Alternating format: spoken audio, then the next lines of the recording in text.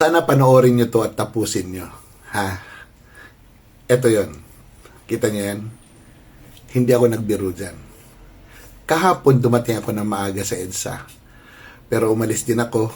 Bumalik ako gabi na.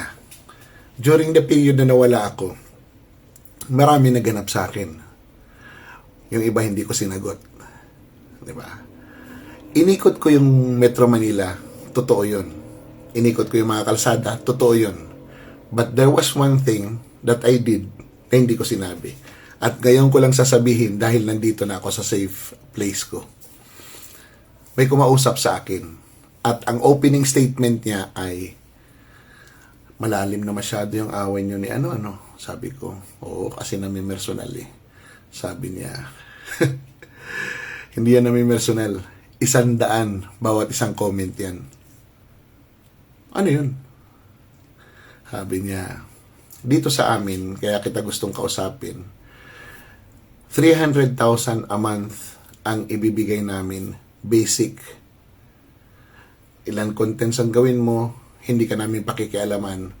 Gumawa ka ng contents mo, basta ito lang ang parameters. Sinabi niya yung mga parameters, hindi ko na i-discuss sa inyo. Ngayon, sabi niya, bawat comment dyan sa contents mo, 100 pesos. Pag sumagot ka, 100 din. Pag sinagot yung comment mo, 100 pa rin yan. Sabi ko, malaki yata yun. Sabi niya, ganyan kami ka-generous sa mga kakampi namin. Sabi ko, di marami kayong ano. Sabi niya, oo, pero gusto namin yung style mo. Kasi kakaiba yung style mo. Very humorous at appealing. Sabi ko, salamat naman at kinonsider niyo ako. So, tapos ayan na, kwento na. Merong isang vlogger na diretso sa PCO. So, ito yung ano ko understanding ko Ngayon, ito siya, meron siya mga na-recruit. Itong mga na-recruit niya na mga vloggers, sumistema. Ang sinasabi nila, hindi sila tatanggap pero meron silang mga grupo na kailangan i-maintain. Yan. Isa doon yung kaibigan natin.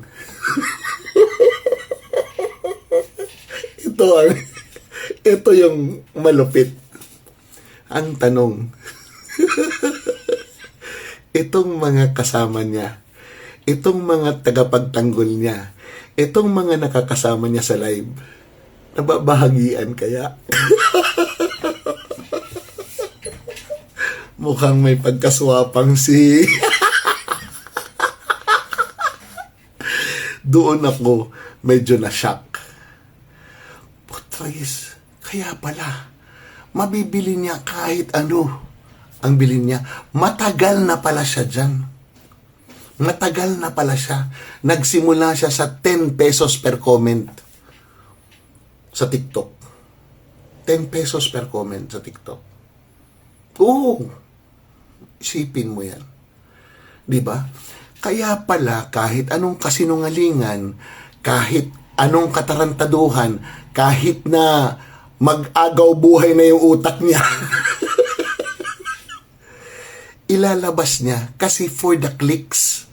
Bawat click, bawat comment, may bayad. Bawat comment may bayad. Bawat engagement, malulula kayo kung magkano ang bayad per view. Ayoko nang banggitin yung side na yun. Doon na lang tayo sa comment. Per comment is 100. Diba? So, 10 na mag-comment sa'yo, 1,000 na kaagad yun. 100 na comments, magkano yan?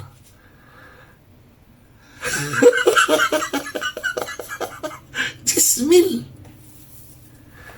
O, diba? Oh. Can you imagine? Sa 100 comments, nakikita nyo ang haba ng comment. Kung umabot yan ng 1,000 na comments, di, magkano yun?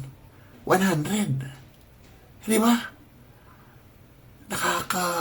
Di ba? Very tempting. We finished by saying, Sir, I thank you for considering me. But right now, I am in my belief and in my conviction that although money is important, I have to go by my principles. Naintindihan naman niya ako. Sabi ko sa kanya, I promise, if there will come a time that our positions would be the same, if my position and your position would align, I would accept that offer because that is very, very generous.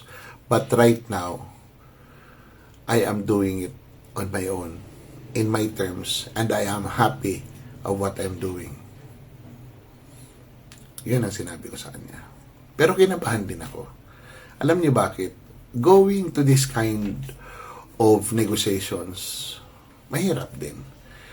Can you imagine, kapkapan ka ng todo-todo? Talagang hindi ka pwede magdala ng cellphone, any recording device, kahit maliit lang na kutsilyo, hindi ka makapalusot.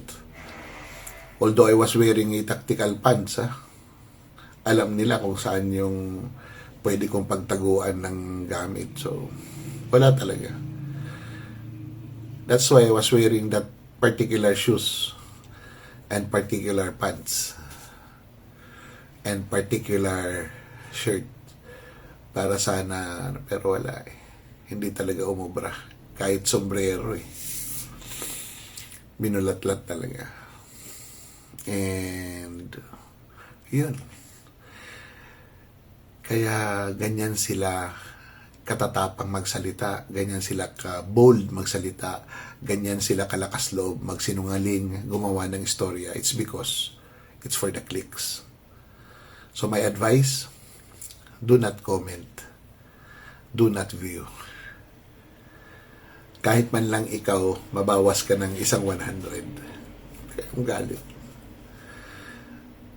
Huwag ka nang mag-comment, huwag ka nang manood. Mabawas ka na lang na isa. So, kasi every time na ginagalit ka, tinitrigger ka, nagkakaroon ng source of income. Hindi sila napipikon. Pero, alam ko